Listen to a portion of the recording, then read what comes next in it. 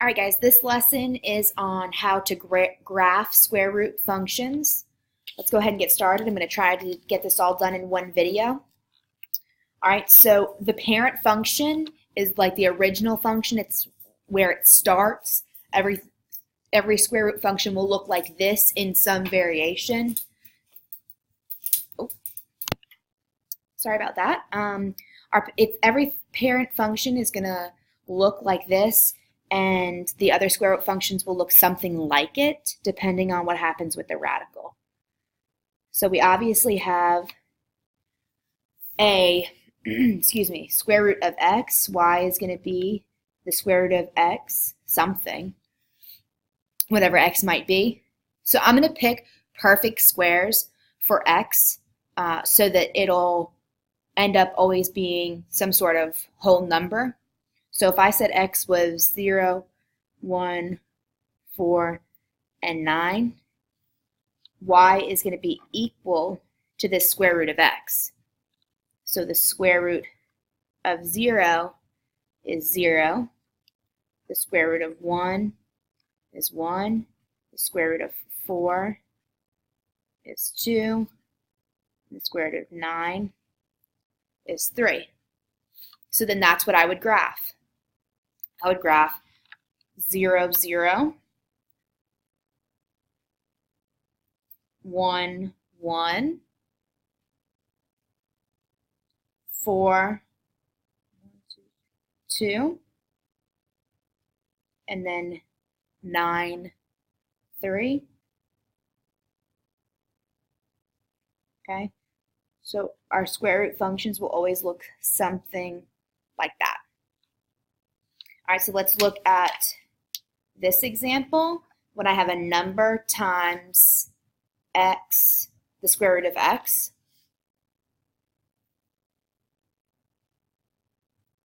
All right, so I'm going to again start my x's being perfect squares. So maybe 0, 1, 4, and 9.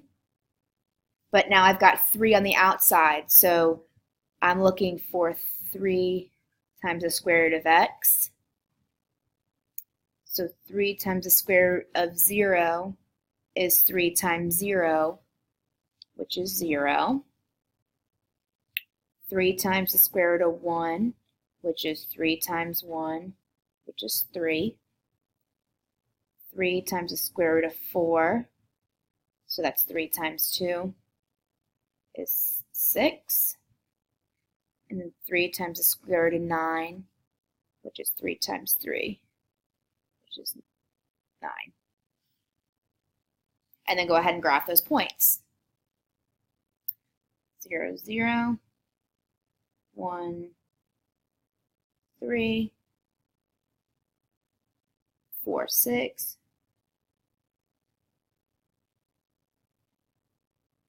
and 9, 9. Oh, 6, wait. 1, 2, 3, 4, 5, 6, 7. So it's a little bit up here, sorry. Ignore that dot. So I'm going like this. Okay? Maybe you could do it a little bit better than mine.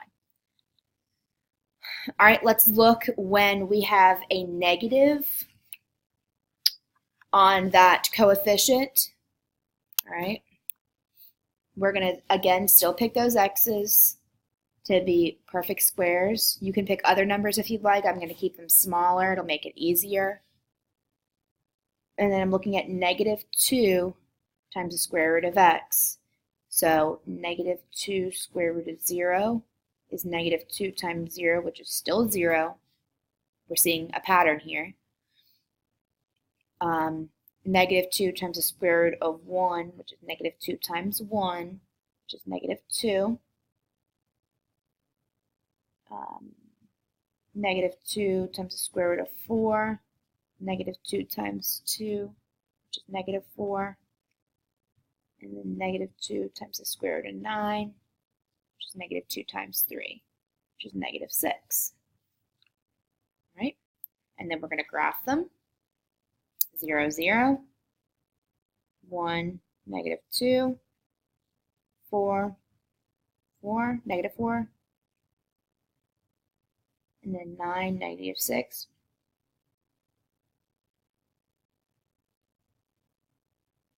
1, 2, 3, 4. 1, 2, 3, 4, 5, 6. Good. And that's how the function's going to look. All right, let's keep going. We're going to look when I then have something added or subtracted even on the outside of the radical. Notice that a radical does not cover right there. So we're going to try to, oh, hold on. Yeah, right here. What we're going to do is we're going to try still to get perfect squares. Okay. So I have the square root of x plus 4. So I'm still going to get my perfect squares for x. 0, 1, 4, and 9. And I'm adding after I found the square root. So square root of 0 plus 4. Square root of 1 and then plus 4. Square root of 4 plus 4. 9 plus 4. So 0 plus 4 is 4. 1 plus 4 is 5. 2 plus 4 is 6. And 3 plus 4 is 7. Go ahead and plot those points. 0, and it's the same thing with subtracting. Okay, I would subtract after I square rooted it because it was on the outside of the radical. 0, 4. 1, 5, 4, 6.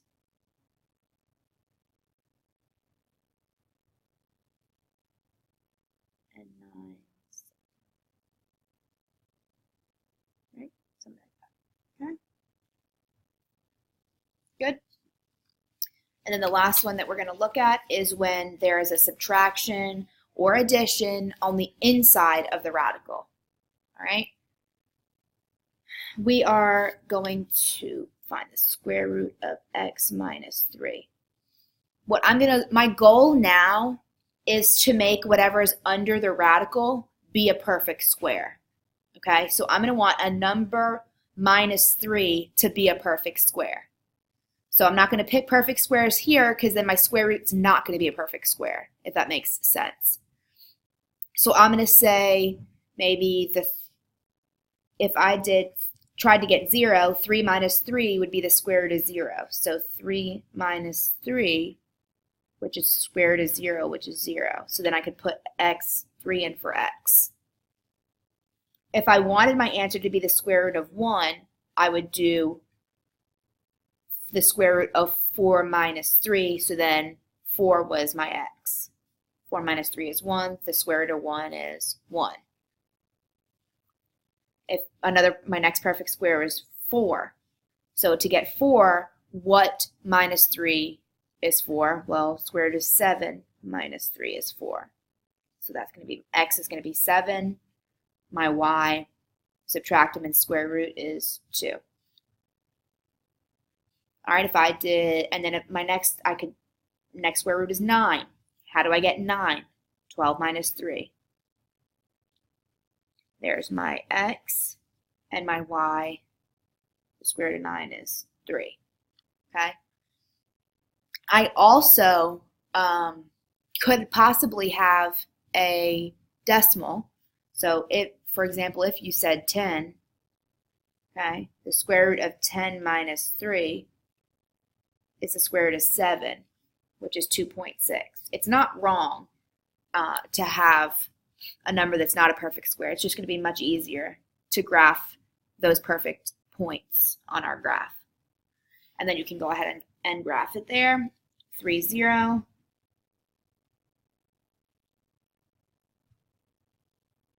4, 1. 5, 6, 7, 2. And then 12. It's gonna continue off the graph. We could probably fit 10, 2, 6, 7, 8, 9, 10, 2, something like that. Our 12, 3 won't fit on our graph. That's okay. It'll go in that direction. Oh, sorry, can't see it. My fault. Okay, I do want you to go ahead and try that left-hand page. Some of these you're going to have to apply more than one thing. Try to get any perfect squares under the radical first. Okay, if you have questions, you can email me, but just go ahead and try all of them. The code word for this bacon, per request of Amber's table, is bacon. Bacon is the code word.